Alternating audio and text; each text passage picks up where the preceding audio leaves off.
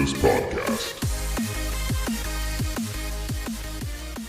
Welcome everybody to the HumiduS podcast with your boy, the big fat sledgehammer. And of course, by my side, it is Steph, you can catch me in the fridge. in the fridge. Yeah, it's a lyrics from a new song I heard, and it's just like I don't know why. It just sounds like the a best little bit fucking... dirty.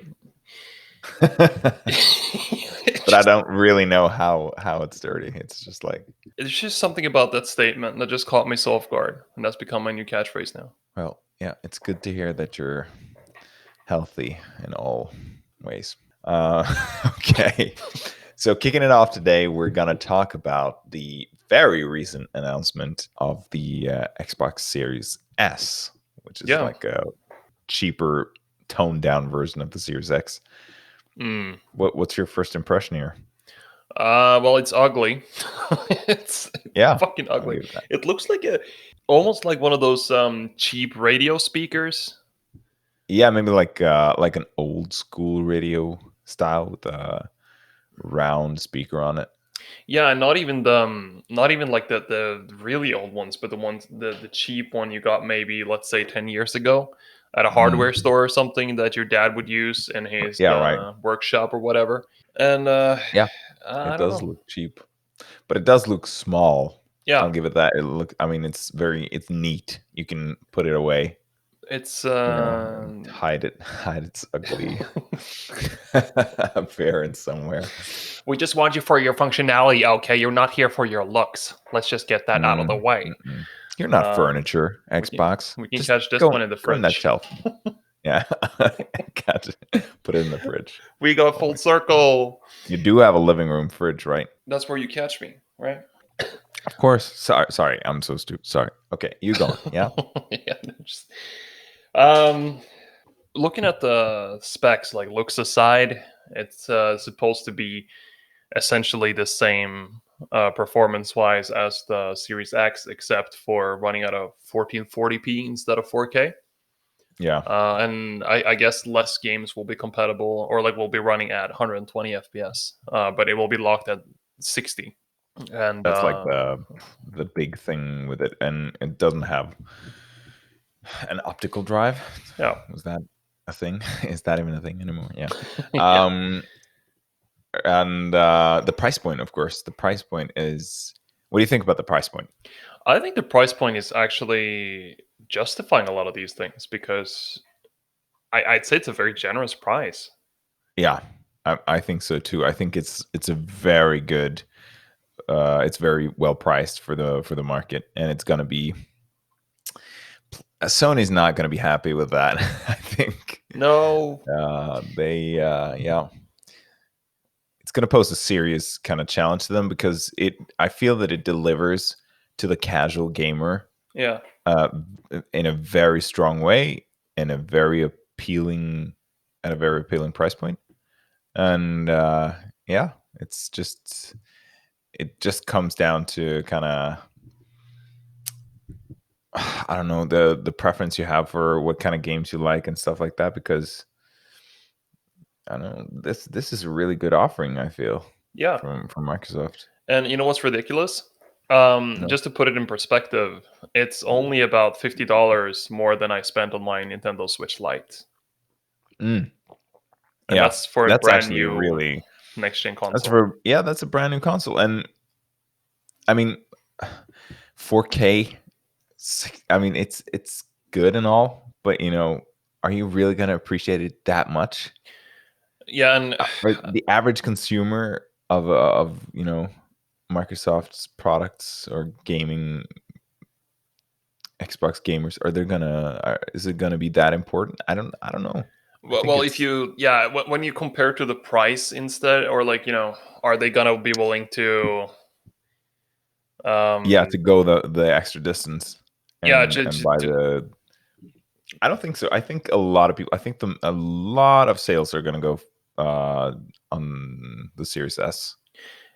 Yeah, I have a feeling that's going to be the case too, because for me as well, just looking at, I was leaning hard towards the PS5, but seeing this price, I'm like, I mean, as a prospective student, since I'm applying for grad school and all that, this is much more affordable. And I'm not going to be having a 4K TV in my fucking dorm room.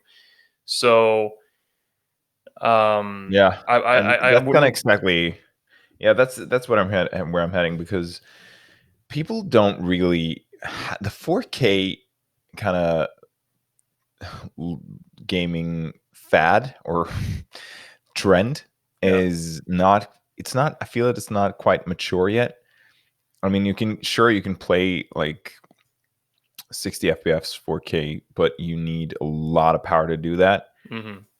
And I mean, everybody would, like to do that, but it comes to a point where the price and the sacrifices you have to make to kind of have that experience is not yet worth it for the experience. You know what I'm saying? The Yeah. experience isn't that much of an upgrade from a 1440p experience with real smooth FPS. Yeah, that's the thing. And well, I was really surprised by this price point.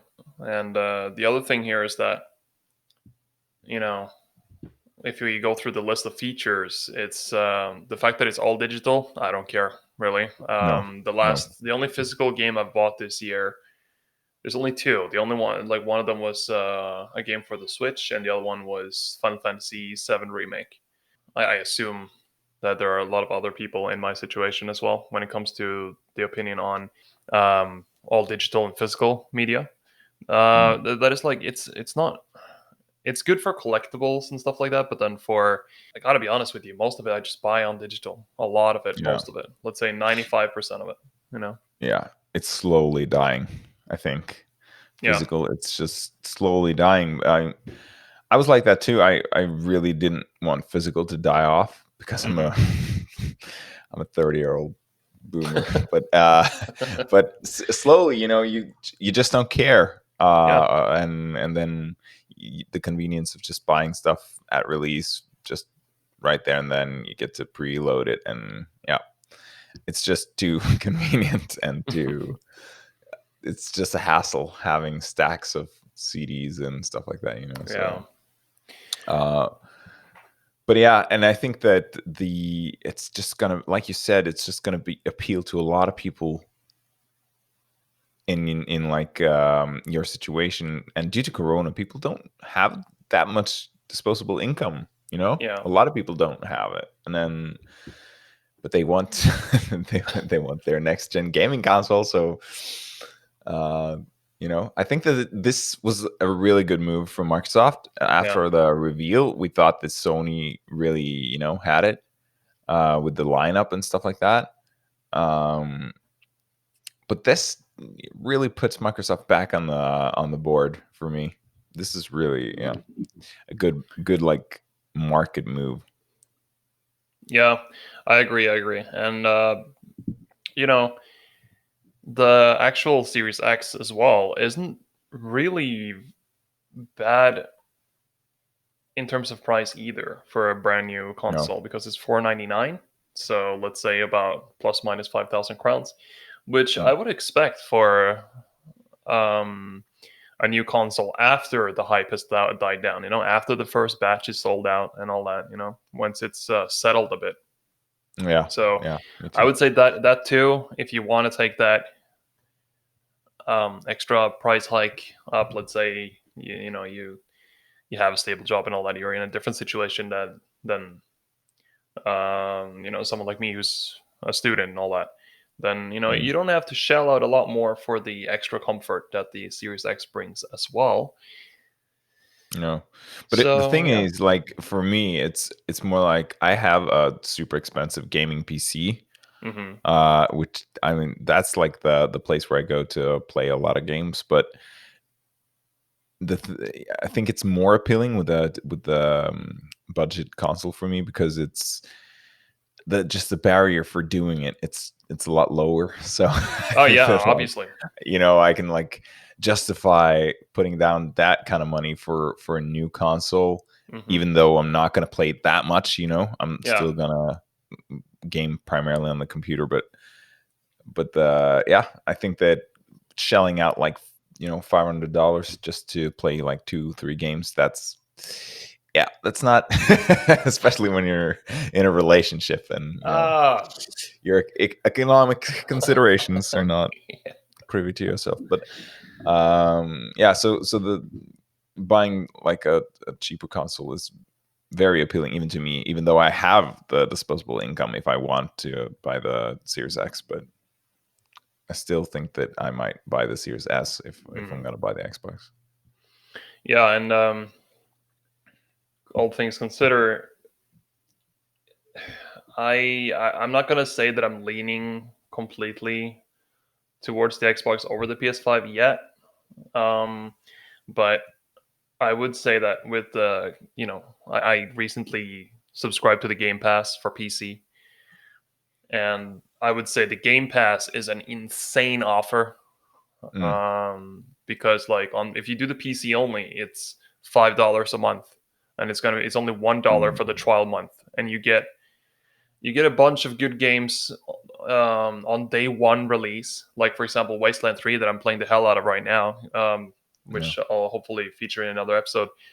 Great game. That one I got on release, like just yeah, included in the Game Pass, and Flight Simulator, Crusader Kings 3. There's just, the offer here is insane, and on the Xbox as well, it's even better because the PC variant is still in beta, and so if you take into consideration both the price of the Series S and then the value you get for the Game Pass, like you can get up and running with a lot of heavy hitting games for a very low price. So mm, that is very nice and all that. So if it wasn't for the fact that I already have a pretty vast library of PS4 games that I hopefully can use with my with the PS5, I probably would mm, have gone over to Xbox. yeah. But you're still going for PS5, Yeah, unless they right? suddenly said like, oh yeah, we're gonna charge like $1,000 for our console, then I'm gonna be like, maybe it'll wait for a while. Yeah, So, but I would say that right now the Xbox surprised me there. They came back swinging hard in yeah. the I think console war. this was a very because yeah, like you said, we felt that kind of Sony was winning this one, but Hmm. no, I'm not too sure. And the price on the PlayStation, it could be really expensive, Could be. typical Sony fashion. But I think that didn't they learn from the PS3 that the price is really important? Yeah, but I don't really remember the price curve or development for PS4. I just know that I bought the Pro for approximately 400 Mhm. dollars back in 2017, and I mean that was Yeah. for the Pro, so it was decent. But Mm. I'm also thinking currently the pre-order price, the placeholder price for pre-ordering a PS5 is $1,000. Yeah, but that's kind of Uh, like, just GameStop being greedy bastards, oh, this or is wherever you complete actually. pre-order. It's Yeah. complete. It's complete. Complete.no. Complete.no. The most solid provider of hardware goods. Um, okay, so we feel that it's a really, really solid offering from Microsoft. Yeah. Um, and Sony, it's the balls in Sony's court, right? So Yeah, I think now we'll so. have to see what the price on the PS5 is going to be, and are they? I mean, there are no rumors of kind of light consoles on Sony's side yet, right? Well, they do have the digital only version, which I Yeah, assume is gonna but that's like be cheaper. yeah, probably going to be a little bit cheaper, but that's like just the optical drive, right? As far as we know, Yeah. So I don't really know if 360. there's like it says that the digital edition will save you about $50 is what Hmm, they assume right now. yeah, Um, But it says, it also says here there are some speculations that we shouldn't assume that the PS5 will cost more than $500. No. So, I mean, we'll see. It's just something about Sony and really really expensive consoles. Yeah, I remember my friend pre-ordered a PS3 and he paid a Oh thousand my god, dollars. that was so fucking expensive back in the day. Yeah, The PS3. Oh, and that was an that was ugly like console too. that was ugly. I have actually a PS3, the slim version. Yeah. Yeah, and I bought that just to play Grand Theft Auto 5. Ah. That's the only game I have for it. Yeah. Well, in that case, then Well, then by then the price was like really really cheap. yeah, It was on the end it, of its lifespan. it's the kind of it was one of those like bachelor purchases, I suppose. It was really like when you get in Norway, you get the student loans, Yeah. biannually. So you get it like in late January, and what is it, late August? I don't Can't remember, remember. but yeah. Yeah, it's like, but you get a huge cash influx, and then you're like, it's burning a hole in your pocket. And I mean, it's such a fucking bad investment to buy Yeah. an entire console just for the one game. Yeah. And it's like at the end of the console. You can argue that it's you can enjoy all the the best games, and you can kind of delve into what are the best games for the console because it's the end of the lifespan. But I just bought the one game, and but I still think it was worth it. I think I completed it like twice in a row. I just played it through twice in a row, Oh wow. back to back. No, I mean that is like what 70 hours maybe Yeah, worth of yeah, worth yeah. of It's about play. 70 hours. I didn't complete it like to 100%, but Yeah. a friend of mine did that with the whole alien thing and all that. But uh, yeah, that was a great game, and I bought it for PC because I fucking loved GTA 5. I Yeah. think it was an absolutely masterpiece of a game. But then the fucking, the what is it called? Rockstar Social Club. Ah, yeah. Oh my! It was such a hassle just to get into the game. Yeah. But I never played it. I never played it. I still have it. Really? I mean, yeah, I never played it. I think it cost like $50 or something. Just never played it. Installed on my Jeez. computer still. Fuck, dude. I mean, on PC, at least the times that I played it and downloaded it, it worked just fine. I actually managed to get my character and everything from the Xbox 360 version over to my PC as well. Oh yeah, So, yeah. I mean, I it's mean, probably just laziness on my side, but I can get really ticked off on like stuff like the barrier to entry if it takes too long yeah, loading, and all this social jazz, which I don't care about that. I'm not gonna go online. I just want to fucking play the game that I yeah. bought. I want to play it now as soon as possible. Don't delay me with this shit. And like You, having to log in, you had like a separate login. I mean, you just Oh my wanted to god. double click the icon and just immediately be transported to the 100% completion screen. Yeah, well, not not like that. I want to play the game, but I just don't want anything, to interrupt the process of booting it up. Yeah, yeah, I That get it. unnecessary jazz, I fucking hate that shit. You remember Marcus, games for Windows Live? Yeah, I mean, I skipped out on so many good games because I hated that system. hmm I just couldn't. I just couldn't accept it. Just yeah. couldn't. I mean, I got the second time I attempted or like tried to tackle Dark Souls was because I Mm, found it for like $5 to complete, um, like with expansion and everything for PC. mhm, Because I mm, previously played it on Xbox and gave up once I got to Blighttown. Shocker. And then I got on PC. I was like, yeah, you know what? Fuck it. I have an Xbox controller. I'll plug it into my PC and try it. And turns out the hardest boss of Dark Souls on PC was the Windows Live.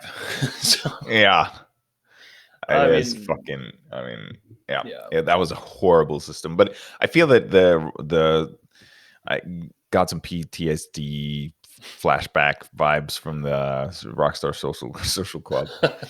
I mean, it's not that bad at all, but it's just I just can't. I just can't with those types of systems. I mean, to be fair, Rockstar has a rocky history. Mm.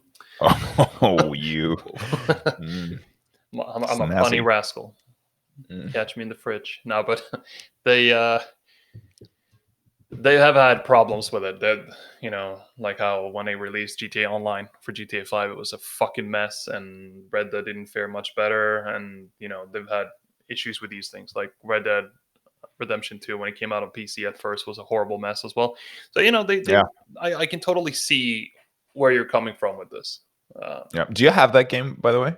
Red which one? Dead 2 I have it on on PC? PS4. Yeah, okay. So I played it on PS4 as well, but I considered doing the same thing, buying it on PC. But then Yeah, I actually, just because of the sole reason I didn't buy it on PC was that I knew that it was going to have the Rockstar Social Club thing. I mean you can always But check it but out on if it's on sale. yeah, of course. But they usually don't, get that hard of discounts because yeah, Yeah, I guess Rockstar. maybe around $30 you can get it for. Yeah, for $30, it's worth it. I mean, I love that game to death, but I didn't really complete it. Like when I didn't complete it really that hard, you know. I The epilogue, I didn't bother to play it, listen like to the end. So Same. I loved Arthur's story, but as soon as it got to, I mean, I'm okay with Marston, but uh, sure, I'm just okay with it, but it was yeah, so and you felt that I don't know. I loved Arthur, and I felt that his story was my story. yeah, And when he, you know, spoilers, contracted a certain lung infection, um, it was just I don't know. I just felt that I didn't accomplish anything with all of my hard work. So yeah, yeah. for the troop, I for the agree. band. And I just felt like the game was kind of over after Arthur's Yeah, story was for done. me too. But And you want to know something yeah, funny though? yeah, for sure. Uh, I went to the Steam page of Red Dead Redemption 2 to actually check out, because it had mixed reviews previously because of the technical issues and all that. But then Uh-huh. now it's all gone to very positive. But then I scrolled down, and the first not recommended review I see is like, bought this game last night about 9 p.m., downloaded, installed, hit play, and was greeted with a Rockstar Games launcher, which somehow knew a different email than Oh, my Steam account and requires that you verify that email before you can play. It wasted a few minutes, no email, hit the send email again button, no email, did this a few times, no email, gave up, went to bed with the launcher running. And then get up 8 hours later, no email. And now when I try, it says you've tried too many times in 24 hours. Jesus. yeah, but that's what I'm talking about. I mean, it's just why I get that you want to monopolize information from your players. You want Yeah. to, kind of do statistics on them. You want to create a space where you can milk, both attention and money out of your product. But the thing is that is just it turns too many people off. I feel that that's so 2010 to do that. Yeah. If you want to have a system like that, do it fucking smoothly, Yeah, and I very few launchers have been successful or have been like well received by consumers as well. Like just think of Yeah. Origin. Oh yeah. Yeah, Origin, Epic Game Store. I guess that one is coming along. I don't know. I haven't followed. I just remember there was a huge outrage about it. And then there was, of course, Rockstar was one. Windows Live. Mm. There's a lot of these And things. It's I just, mean, even Blizzard's BattleNet launcher is yeah, like that's like okay, I accept that. because Blizzard is Blizzard, but still, you like, I don't know, it's something about that, that company launcher come into our sphere of influence. Yeah. here's here's like some new buy amount on WoW. Oh yeah, I just wanted to play Hearthstone, and you get, it's like you're into the what is it called, the not economy, but it's called like ecosystem. Yeah. It's a Blizzard ecosystem, and they just want to keep you there. But I mean, it works on Steam because they have a perfect kind of minimalist and very functional type of approach, Yeah. and they have so many games, so you can kind of explore every interest, I guess, Yeah. through their platform, and that makes it more okay, I guess. Yeah, not to mention that Steam has been there forever, so Mm, it's really stable, and it's really, it runs smoothly, it's doesn't take much fast, from your yeah. computer. Yeah, so it's not And that I it's not think, intrusive. yeah, and I think that that's really really important. But still, you can't have too many launchers. Even if they were fast and smooth, you would still kind of hate to have like five different launchers. You know, You know what kills me uh, though about these you know, things, more than anything when it comes to launchers, is when they have forcible usage of two launchers for one game. So, for example, you have if you played Far Cry 3, let's say that was my first encounter with this bullshit. Um, mm, because I bought it when it came out. I downloaded it on Steam. I played it, and I had to go through the Ubisoft launcher as well. yeah. And I mean, Ubisoft launcher is really bad. Though it has some nice goodies that you can earn. You can actually spend your gamer score on like in-game items and whatever. I like that part, but everything else can burn in hell. And then now recently, I was thinking of buying Battlefield Bad Company 2 because it's how EA's library, a lot of it has been ported to Steam now. So mm, you have the Dragon Age games, you have um, the Battlefield games that have been missing and all that. It's come to Steam now as well. But mm. the thing is, you buy it on Steam, these games, and you boot it up, but then you still have to go through Origin as well. I'm just like, I, I Yeah, then I'll pass. yeah. Thank you. I mean, I really, they lose. I think they lose a lot of sales on that. I think they really do.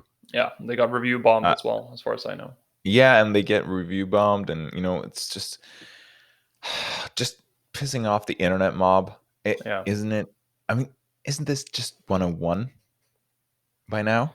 Don't they know that it's not gonna end well if they just keep doing, pushing stuff like that on us? yeah. But you know how it is with, especially with EA and 2K and those. They'll always try and push the envelope until the fire gets a little bit too hot. Then they just let it simmer down. Then they do something stupid again, like how they decided, like, oh, how about we include some ads in your full price games? You know, Yeah, like, yeah, just right. Because I don't know what it is, but they always like avoid major economic impact yeah, because they have just too much, going on. They have too many sources of revenue. So, a failure here, a failure there, but predatory practices everywhere else yeah. just secures the money. So, yeah, well, Uh, it is what it is. I don't think But these. Yeah, I feel that now we're in such an enraged and negative kind of setting. We can segue over to another recent uh, controversy, I guess, uh, which fucking is a. that Daisy Ridley just recently revealed that the whole Palpatine relative thing was not even it was like a last minute kind of slap on thing, Yeah, and it was not even planned for an extensive period. So, and it was yeah, they toured with different concepts, which I mean they'll that's forgivable at least yeah. early Of on. course. But and I feel that we're gonna have to cut them some slack because of the change in directors and change in directions of the movies. But still, I don't I think we mean, should cut them any slack for it either, because that's also on them. Because here's the thing: yeah, true, what true, true. Daisy Ridley, what she did was confirm like rumors that have been going around forever about. I mean, there's tons. There's like a whole wildfire of rumors regarding all the bullshit that went on behind the scenes at Lucas. At Disney Star Wars. Sorry, Mm. with Kathleen Kennedy and all that bullshit. And there's so many rumors, and a lot of it was regarding how they didn't have a roadmap. They were just like, all right, we'll have three movies. We have no overarching narrative really here. So Mm. three movies, three directors, creative freedom, do what you want. Here's the budget. And of course, th- I mean, if you defend The Last Jedi, to me, you're not a friend. No. Because while it has some good visuals, that movie did so much bullshit for the whole Star Wars saga, the established lore, that it was just complete bullshit. And The Last Jedi just became like a hodgepodge fucking. We're gonna try and apologize for what happened to in The Last Jedi, at the same time as trying to tell a whole story, and it didn't work, and it was bullshit, like even worse in a lot of ways. And then Yeah. Daisy Ridley just proved. She just said, and Kathleen Kennedy said in an interview, like, "Oh yeah, the Palpatine thing was planned from the very beginning," Yeah. and then now Daisy Ridley was like, "Oh no." it, we tried a lot of different things. At one point, we went with came from nothing approach, and then there was a time when Ray was a Kenobi, and then Ryan Johnson, no, like who was it again? J.J. Abrams was like, you know what, you're gonna be a Palpatine. But then later on, he was like, oh, actually, I don't know. Maybe you shouldn't be a Palpatine. And then so up until the very moment they started filming, she didn't really know. And I just like, Yeah. and this is pretty huge, because that's confirming that this was like just a huge fucking cash grab from people that didn't give a shit about this, like, more than 40-year-old franchise that is super beloved and has a very dedicated fan base. Yeah. But my point here is that I'm not really that shocked. No, not at all. I'm not But really that shocked at all because I saw the product and I thought they were shit. And I just felt you can feel that they lacked vision and an yeah, overarching plan. yeah, And a lot of this you can just infer it from what you see on the screen because there's so much. There's so many things that are uh portrayed in the movie that are so un-Star Warsy and yeah, just yeah, kind of conflict with all things Star Wars that you just feel that the people making this really didn't have a plan and they didn't have a compassion for the product, I feel. So I'm not really shocked when because of this revelation, but I mean it still bums me out, but I think I almost expected this to be true. yeah. I agree on that. Yeah, I think the same thing. And but at the same time, this kind of just brings a little bit of closure, but not in a good way.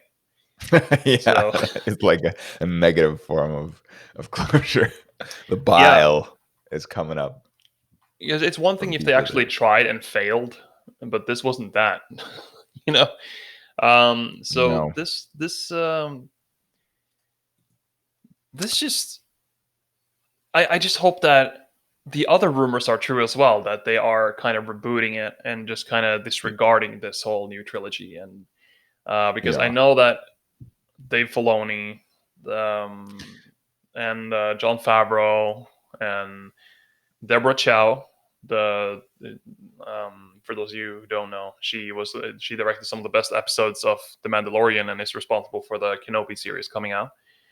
Yeah. And then John Favreau, of course, did the Mandalorian, and then Dave Filoni is the guy responsible for the Clone Wars, for Rebels, and these people I have way much more faith in because they have proven that they can make great Star Wars content that is also adhering to the overall universe. Mm. So I'm really hoping that those rumors are also true, that they're gonna, because I'm hearing a lot of good stuff in the works from them. Yeah, sure. I think that, I mean, eventually we're gonna get something good. For Yeah. sure. For sure. Did you watch the Mandalorian? No, just snippets Well, and you owe it to memes. your, if you want to rekindle your hope, you should watch that show because it was Yeah, but how do you get that show though? Isn't that just for, is it Amazon Prime or Disney Plus. no? It's Disney Plus, of course. It's Yeah. Disney's own. Of course. Talk about launchers. Yeah, I mean Disney Plus launches here soon. I think this month, and Yeah. so that's worth it for a pretty low price. But I had to watch it in through the Hut network. Yeah. I had to You had manipulate Jabba the to Hutt to let me watch it. you had to pay him Yeah, I in had to watch it in the Outer Rims to get a hold on it because they didn't release Disney Plus here because of some stupid exclusivity deal or whatever. yeah. But the Yeah, show was that's great. right. Yeah. Yeah, I think I'll check it out when when it launches right here. I think I don't know if my TV is what's really stupid that TVs have like different apps for the services. There's not a unified TV operating system, Yeah, and like some apps for some streaming services are not available on some TVs. yeah, I know.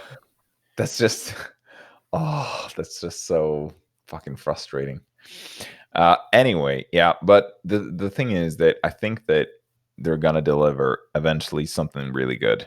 I mean, Yeah, you the money and the potential behind it just needs to match the direction and the passion from the people creating the product, because like the money and the will to sell Star Wars is absolutely there. So yeah. I mean, they have a gold mine of they have a stuff gold here, mine. Yeah. I and it's mean, just Star Wars is second only to 40K for me. Like, yeah, I agree. In some regards, some parts of Star Wars is better than some parts of 40K, but then there are some parts of 40K that are better than Star Wars for me what as well. what heresy is this? No, yeah, Well, you could no, I call it the totally agree. Horus Heresy. The Hmm. Horus Heresy stands above and beyond. It is the But one yeah, above all. I do. I get what you're saying. I do feel that Star Wars does have a lot of really really good lore aspects, and the lore is just so, and for lore nerds like us, it's just so fleshed out. You can just Yeah, dive in deep. and always they always have that promise of like, yeah, back in like 1,000 years ago, there was this really super powerful badass who changed Sith. this and that, but yeah, Sith especially, and it's just That's always always like, what I like look up. It's like some kind of ancient Sith, that changed something in the Sith, way yeah, of practicing the, religion, I guess, and or the way of the Sith. I always find that fascinating. Like, yeah, 10,000 years ago, Darth something something started wearing red trousers every day. yeah, Mm, yeah. I agree on that, and like the Sith needs to be explored more. That's for sure. mm. Because there's so much. Because people like the dark stuff too, and a lot of the Well, for Sith. sure. Yeah, because the Sith aren't all. They're not one dimensional I feel evil. if anything, I feel that it is like the Sith are more like people than the Jedi. The Jedi are like very religious, like zealous people, Yeah, But Sith are like, they're not evil per se, but they'll let emotions control them and guide them. They're more like an unleashed human being, Yeah, very without any. self-serving. Yeah, very self-serving, egotistical, but still, you can still be compassionate and loving if you're a Sith. There's no barrier to that. It's just that you just choose where whatever you want to do. And Yeah, yeah, if in a lot of somebody ways. stops you, just fucking kill them. Yeah. Yeah, it's a little bit like moral frontier justice. It's just like you just grab and grab and grab, and then you Yeah. shoot. Yeah. But Right. but yeah, I mean, like, just look at all the hype surrounding the different Darths, like Revan and Bane and Plagueis, and you Oh know, yeah. So much imagine, untapped potential there. yeah, and imagine if Snoke was Plagueis. He looked Yeah. like him in a lot I of think ways. that I mean, that was maybe the best part of like all of the Disney movies for me. It was the theories about, Snoke and Yeah, maybe it was Plagueis. He did really look like him. yeah. He even had the facial scar. Mm. So, yeah. Well, it didn't pan out, but still, there's some potential, left in that lore bucket. Yeah, and Mandalorian season 2 is coming out, I think, October 30th. That's when it starts, and I personally can't wait because they did a lot of good stuff with season 1, but they were also a little bit, testing the waters, and now they're going to Mm. have there's a lot of rumors that, for example, Ahsoka is going to show up, Ooh, and that's crazy because she's a great character from the Clone Wars, and then some yeah, other yeah. Mandalorians like Bo-Katan, and then there's even some rumors about young Luke Skywalker at Ooh. the height of his Jedi Master power, because this is right after Episode 6. Oh my god. Yeah, Think so about that. Because yeah, Luke was a really powerful Jedi. yeah, he was. Uh like Jedi wise. He was really, really powerful. Um And Boba Fett might return. At least it's confirmed that the actor who played the clones, and by extension Jango Fett, and since Boba Fett is a clone, he would also look like that. So mm, it is, he might return as either as Boba Fett or as an old clone. Either of yeah. which I'm excited about. You're selling it to me really well. I need to watch The Mandalorian season 1. You do. I mean, let's Yeah. just say, I'm not gonna say how, but the dark saber shows up, and like the Mandalorian lightsaber. Mm, There's a lot of crazy shit going on in that show, and it just really nails that Star Wars feel of practical effects and just the universe, the music, everything. It's just fucking great, and Bill Burr is in it, which was fucking hilarious too. So yeah. yeah, It's, and the Empire is fucking scary in it too. They're really menacing. So I know that you mm. you like that kind of military fascism kind of Oh, yeah. badassery. I mean, can you even admit to that now? Yeah, I Uh, love that kind of old, World War II inspired fascisty enemy yeah, like the Empire is. I mean, they're just so innately evil. yeah, yeah, It's just exactly. so black and white. And Oh, I love like, that. yeah, because they make such great antagonists, and because Mm, they have so much in them that make them intimidating. mm. Yeah, So and that I they make mean, great enemies.